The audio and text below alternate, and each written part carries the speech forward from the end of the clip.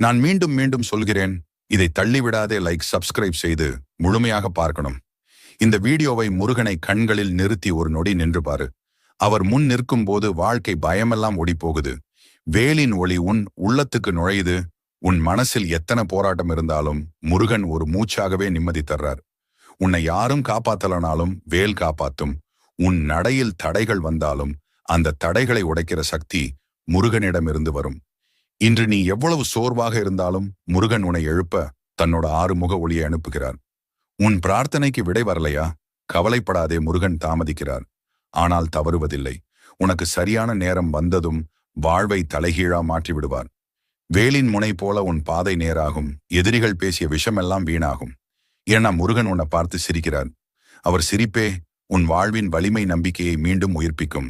எத்தனை முறை விழுந்தாலும் மீண்டும் எழு. ஏன்னா முருகன் உனக்காக போராடுறார். நீ கண்ணை மூடிக்கிட்டு